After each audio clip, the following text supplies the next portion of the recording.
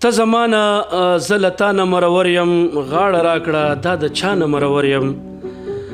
زه او ته یې رضا نه کړو سید رحیمه اور پې پورې شه دنیا نه مرور یم. بسم الله الرحمن الرحیم. السلام علیکم ورحمت الله وبرکاتو. د ادبي رنګونو د پیج یوه نوي مرکې سره شمس شینواری یم او دا مهال د خوشحالۍ نه په جامو کې نه ځایږم ځکه چې موږ سره د کراچۍ په ځمکه راغلی میلمه د خیبر پښتونخوا د ښکلې سیمې نه راغلی زموږ سره د پښتو د ادب ډېر ښایسته شاعر چې د موسیقۍ په هلو ځلو کې هم د هغوی بلا خدمات دي او د هغوی سندرې او غزلې ملګرو اورېدلي او ما چې کومه دغه کته عرض کړه دا هم په یو کیسټ کې مشهور سر نرغاړي ویلي ده. نو ملګرو را سره ناست دی زموږ ډېر ګران قدردان ډېر ښه شاعر ښه لیکوال سید رحیم اپریدی صاحب هغه ته په پروګرام کې هرکلی وایو. مشره خوشحاله یو چې تاسو را سره ناست دی هلکه راشئ خپل تعارف را سره ملګرو سره شریک کړئ. ډیره مننه شمس شینواری صاحب ډیره مهرباني ډیره مننه او ډیر خوشحال شولو چې د تاسو سره مو لیده کته وشولو او د هغې نه پاس چې کوم د تاسو ملګري دي د ادبي رنګونو د تاسو د پاڼې کم ملګري دي هغو ته او د دنیا په ګوټ ګوټ کې چې چېرته هم څوک د مو د اواز واوري هغوی ته ډیر دعا او سلامونه او ډیره مینه د موږ طرف نه. سید رحیم صاحب تاسو په پښتونخوا کې د کومې علاقې کومې سیمې سره تعلق لرئ هغه تعارف هم شریک کړئ موږ سره. شمس صاحب مو خو په قوم د دمخیل ژواکي یو د بوړې اوسېدونکی یم. سید رحیم اپریدي صاحب دا راته ووایه چې د شاعرۍ دغه جراثیم تاسو کله راښکاره شو څه به درته یاد وي چې تاسو خپل د شاعرۍ آغاز کم وخت نه کړی؟ شمس صاحب دا خو داسې وي چې دا لکه شاعري هغه ته وښلو که نه نو دا خو یو قدرتي هغه ده دا داسې نه ده چې سړی د یا جوړ شي یا زه شوق مې ده زه د جوړ شم که نه دا کیسې نشته دا د قدرت د مخه په سړي کې یو داسې هغه وي که نه چا په ده کې پروته وي خو سړی کله داسې وخت وي چې په 10 کالو کې هغه شي زه نه 15 کالو کې نو امام داسې و چې لکه ډېر ماشومتوب کې دا 15 کالو عمر به ما و چې په دغه ټیم کې لکه ما بیا شاعري شروع کړله او هغه مې کړله. سید رحیم اپریدي صاحب ډېر شاعران په دې خبرې نه دي متفق څوک وایي چې دا الهام دی څوک وایي چې دا مد دی تاسو دغه خبرې ته په کم نظر ګورئ؟ خبره دې صحیح ده خو ما خو ته ویلو چې دا خو لکه په سړي کې چې کم ده د الله تعالی د طرف نه دا شی لکه موجود وي. که زه ډېر کوشش وکړم یاره چې زه دا شی ولیکم یا داسې هغه وکړم داسې نشي کېدلی چې کم بیا غزلیات چې کم دي کم په واقعې باندې لیکلی شي څه واقعه وشي څه هغه وشي داسې چې په داسې ته څه هغه باندې ولیکې نو هغې شي خوند لکه ډېر زیات وي. کومه ګانا چې تا وخله سندره دا ما په داسې واقعاتو لیکلې وه چې هغې لکه خوند به ډېر زیات و او کاسې ته ګورې چې زه اوس کښېنم چې یاره زه دې چې باندې غزل ولیکم زه دې باندې ولیکم نو هغه بیا داسې ده چې هغې لکه دوره خوند نه وي چې کم ته داسې په واقعې ولیکې څه په هغه باندې ولیکې ته سوچ داسې راجوړ شي که نه چې هغه خپله غزل وي بیا خپله د هغې نه غزل جوړېږي د هغې نه هر څه جوړېږي او که نه په زوره باندې زه کوشش کوم چې یاره زه داسې ولیکم دا اخیر بیا هغه خوند نه وي که نه هغه نو ما ټول شاعري چې کومه لیکلې ما ټول روزمره مثال باندې واقعو باندې ما دغسې لیکلې ده. نو ملګرو دا و د ښاغلي سید رحیم اپریدي صاحب د ژوند دغه حالات اوس راځو چې یو ښایسته غوندې کلام موږ سره شریک کړئ چې ملګري ته هم خوند واخلي کتونکو دپاره. یو څو شعرونه به ترې مخکې ووایم شمس صاحب چې ستا نازونه اداګانې ستا نازونه اداګانې قاتلانې قاتلانې ستا نازونه اداګانې قاتلانې قاتلانې او تورو تورو شپو کې راشي تورو تورو شپو کې راشي د یادونو د وراګانې او دا ټکرې به ترسو وي دا ټکرې به ترسو وي او کړم ترسو به جړاګانې او سید رحیمه بس کړه هیرې سید رحیمه بس کړه هیرې هغه سترګې ظالمانې. بل غزل پسې ویو غزل داسې ده شمس صاحب چې ورته ګورم نو لمبې واخلم چې ورته ګورم نو لمبې واخلم ساجیبه غوندې تصویر دی ستا چې ورته ګورم نو لمبې واخلم ساجیبه غوندې تصویر دی ستا او دا خړ کورونه او دا خړې کوڅې دا خړ کورونه او دا خړې کوڅې او ماته د وران کلی کشمیر دی ستا او د ستمونو یې وانړولې د ستمونو یې وانړولې او ظالمه څه ظالم ضمیر دی ستا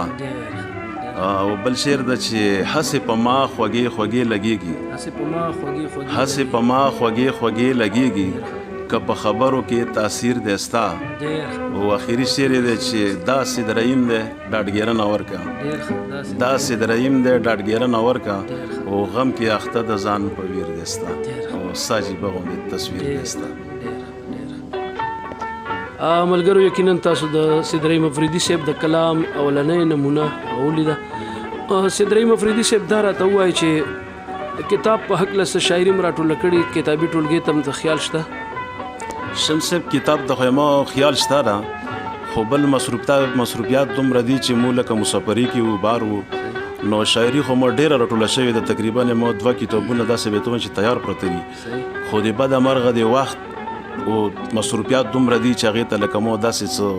هغه یې نه درو د وخت مې ته نه ده وخت کړه نو انشاءالله کتابونه به د ما راوځي ډېر زر به انشاءالله د اورېدونکو په لاس کې وي د تاسو په هغه کې به وي نو اراده مې ده چې زر لکه راشي انشاءالله. سید رحیم افریدي صاحب په شاعرۍ کې تاسو د چا نه زیاتره متاثره ځکه مونږ که د افریدو خاورو ځمکې ته هغه نظر وکړو نو افریدي خاوره ډېره په شاعرۍ او ادب سره زرخیزه د ښه شاعرانو زیږولي دي. کم شاعر مو زیات لوستلی یا کم شاعر زیات خوښوئ؟ شمس صاحب شاعري خو ما ټول اورېدله لکه شاعران خو د ما ټول خوښ دي که مشران دي که کشران دي چې بس څوک یو ښه لیک کوي هغه د ما خوښ ده که نه او د هغې نه پاس بیا ما به چې کومه شاعري اورېدله ما به زیاته د رحمت شاه سایل صاحب اورېدله سایل صاحب شاعري به ما ډېره اورېدله نو بیا به ما دومره و چې لکه یو هغه د ته خوښ وي نو بیا خپله سړي ته داسې هغه ولګي چې یاره د ما څه نه څه هغه چې کومه ده رنګونه بیا هغه رنګونه ما ته په د خپلې شاعري کې محسوسېدلو په دې چې ما شوق ټول هغه و او ما به کم لیکل کولو کم هغه به اورېدل به ما ټول لکه د سایل صاحب والا کلمونه ما ډېر په شوق سره اورېدلو. سید رحیم افریدي صاحب غواړو چې په دغه خبرو کې یو بل کلام هم تاسو نه ملګرو ته ډالۍ شي ځکه چې ملګرو زیاتره ستاسو د شاعرۍ انتظار کړی دی ډېر ټیم نه موږ په انتظار یو چې سید رحیم افریدي صاحب موږ ته په لاس راشي او څه کلامونه ترې واورو ملګرو ته یو بل کلام ډالۍ کړي. بس خاورم د کراچۍ ده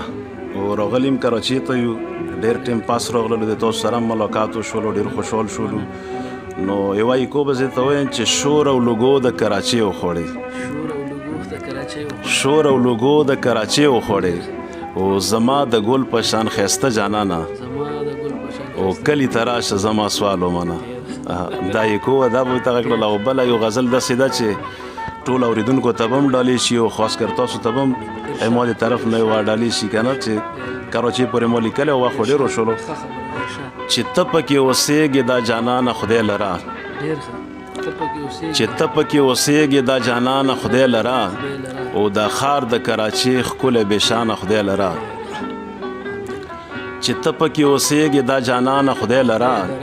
او دا ښار د کراچۍ ښکلی بېشانه خدای لره او شمس صاحب چې پورته کړم لاسونه دا دعا درته کوم چې پورته کړم لاسونه دا دعا درته کوم او دا سپینه خوله دې ډکه د خندانه خدای لره او بل شعر ده چې پتا دې مدام دا د رڼاګانو ښار آباد وي پتا دې مدام دا د رڼاګانو ښار آباد وي او چې ګران دی پتا تل دې پکې ګرانه خدای لره او اخري شعر ده چې هغه ښکلی تصویر دی چې اوس ګورم سید رحیمه هغه ښکلی تصویر دی چې اوس ګورم سید رحیمه او دا وایم ورلتا د زړګي خانه خدای لره او دا ښار د کراچۍ ښکلی بېشانه خدای لره. ملګرو دا ښاغلی سید رحیم افریدي صاحب دغه د کلام خاص طور باندې د کراچۍ د ځمکې میشته پښتنو دپاره ځکه چې د خیبر پښتونخوا نه راغلي پښتانه بېشمېره دلته ژوند کوي او زموږ د پښتنو تقریبا دا 3 یا 4 نسل دلته رالویږي نو زموږ هم دغه د مراکو ادبي رنګونو دغه خاص طور باندې زموږ دغه هڅه ده چې په کراچۍ کې پښتو را ژوندی کړو ځکه چې دا د سیند شګمنه ځمکه خاوره ده او سید رحیم افریدي صاحب ډېره زیاته مننه کوو چې دغه ښایسته کلام یې را سره شریک کړو او د کراچۍ ملګرو ته خاص طور باندې چې په کراچۍ کې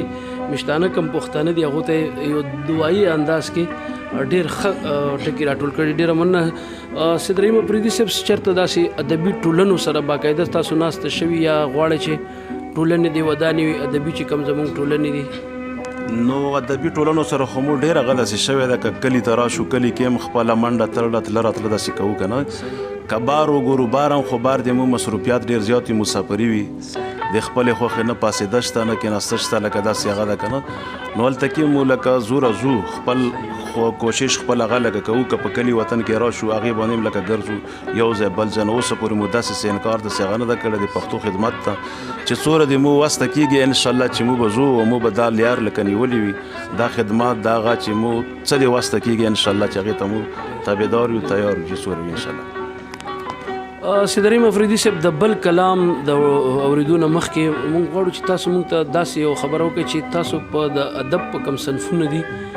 کم صنف باندې زیات خوښ دی ستاسو یا کم باندې زیات کار کوئ لیک کوئ؟ شمس صاحب خوښ خو د ما ټول دي که داسې درته وایم چې ما نثر هم لیکلی را او رباعیانې غزل چاربیته هر څه لکه ما ډېر لیکلي دي که نه خو بیا لکه ما کم د زړه نه کار کړی ده چې سړي لکه خپله په ځاني خوښ وي نو د ما غزل ډېر زیات خوښ ده غزل لکه ما ډېر لیکلی ده او ما خو تا ته لکه وله ویلو چې ما داسې روزمره مثالونو باندې په داسې واقعو په داسې هغه لیکلي دي چې هغې کې لکه داسې څه نشته دي چې ما لکه هسې هغه ته راغلي وي که نه نو ما ټول دغسې په هغه باندې لیکلي دي نو تا د هغه معلومات وکړو لکه ما خپله خوښه چې کومه ده غزل مې لکه ډېر زیات خوښ ده غزل مې خوښ ده. ملګرو سید رحیم افریدي صاحب زموږ سره په نننۍ مرکه کې میلمه دی او دی چې کراچۍ ته راغلی نو طبیعت یې هم نه و صحیح او اوس هم د دوی آواز نه هم به تاسو ته پته لګي. موږ اکثر شاعرانو ته دغه یو عرض کوو چې که چېرته یو وړه غونته زمزمه ملګرو سره شریکه شي خو آواز خو یې زما په خیال باندې ګزاره به وکړي نو که یو زمزمه را سره شریکه کوي مختصر د زړه چې کم درد وي ځکه چې د مسافرۍ ژوند بیا سړي ته په 2 زیاته باندې درد لري څه وایي چې یو ښایسته غوندې زمزمه راشي. زمزمه بم بالکل شمس صاحب زمزمه بم دې ته وړاندې کړو او تا چې څرنګه وې نو دغسې مو لږ طبیعت هم هغه و خو بیا هم د تا فرمایش ته و اورېدونکي به هم په تمه وي خلک که نه هغو دې پرم نو د هغه به داسې کو چې د تورو تورو شپو ته سباون مې یې جانانا ژوندون مې یې جانانا راغاړې عزت د زړه سکون مې یې جانانا ژوندون مې یې جانانا د تورو تورو شپو ته سباون مې یې جانانا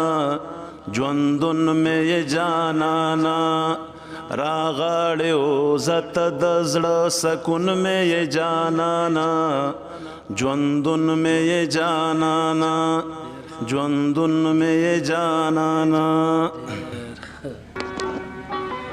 ملګرو دا د سید رحیم افریدي صاحب یو ښایسته زمزمه موږ خو غوښته ډېر څه خو د طبیعت د نښوالي د وجې صاحب غواړو چې یو بل کلام را سره شریک بیا تاسو پیغام به شریکو ستاسو دغه ټیم هم مننه کوو یو کلام را سره بل شریک او بیا به ستاسو پیغام طرف کلام به د غزل بغا کو یو غزل د بغا کو چې کړم پرې نازونه په ما ګران دی نازولی جانان کړم پرې نازونه په ما ګران دی نازولی جانان او لکه ګلاب د زړه په دشته مې کرلی جانان شمس صاحب چې کړم پرې نازونه په ما ګران دی نازولی جانان او لکه ګلاب د زړه په دشته مې کرلی جانان او وخت د هر ستم د جار شم خو جدا یې نه کړې وخت د هر ستم د جار شم خو جدا یې نه کړې او اوس لکه وینه مې رګ رګ ته رسېدلی جانان او هغه سکون هغه سپرلی هغه ژوندون دی زما هغه سکون هغه سپرلی هغه ژوندون دی زما او د ښایستونو په رنګونو لمبېدلی جانان او که هزار ځله مرور شي سید رحیمه نه دی که هزار ځله مرور شي سید رحیمه نه دی چې راځي تورو تورو شپو کې زنګېدلی جانان او لکه ګلاب د زړه په دشته مې کرلی جانان. ډېره مننه سید رحیم افریدي صاحب غواړو چې دغه اخري زموږ سره چې کومې شیبې پاتې دي خپل پیغام را سره شریک کړئ څه وایي چېرې پښتون کام ولس زموږ نوی کول که ترقي غواړي څومره به پښتو دپاره کار کېږي څومره به هڅه کېږي چې پښتون ولس ستاسو اواز اوري چې هغو ته ستاسو پیغام ورسي. ډېره مهرباني مننه شمس پیغام خو به زه دا ویر کړم چې ما خو لکه کتل دا پیغام هغه کړی ده چې مو پښتون قوم چې څومره پاتې را دي دنیا نه په ورستو پاتې شوی ده هغه شوی نه ټول لکه د تعلیم کمی ده نو موږ ته پکار دي چې موږ په خپل راتلونکي نسل باندې تعلیم وکړو چې څومره کمی ده او څومره مو پاتې یو نو هغه د تعلیم واجه ده لکه نو هېڅ ګرانه نه ده هېڅ مشکلات نشته چې موږ په راتلونکي نسل خپلو ماشومانو الواد بنیاد باندې تعلیم وکړو نو انشاءالله چې څرنګه نور ترقیاتي قومونه په مخ وړاندې روان دي نو انشاءالله موږ پښتانه هم د چا نه کم نه دي موږ به هم انشاءالله چې مخ په وړاندې ځو نو انشاءالله موږ ته پکار دي چې په راتلونکي نسل په خپلو ماشومانو بچو باندې تعلیم وکړو نو په اخر کې ډېره مهرباني ډېره مننه چې چېرته هم د موږ د اواز اورېدلی شي هغو ته هم ډېره مهرباني ډېره مننه مینه ملګرو دا سید رحیم افریدي صاحب خپل پیغام شریک کړو په اخره کې دغه یو خبره چې پښتون قام ولس زموږ نوی نسل زموږ روان ژوند که موږ ترقي غواړو په کار دی چې موږ د تعلیم په لاره پرمختګ وکړو نو روان نسل به زموږ کامیابه وي تر روانې مرکې پورې د یو بل میلمه سره به انشاءالله راځو خپل همکار دانش افریدي او زه قربا شمس شینواره تاسو نه اجازت غواړم انشاءالله بیا به راځو زموږ دغه هڅه به جاري وي د راتلونکي مرکې پورې د اجازت غواړو د الله په امان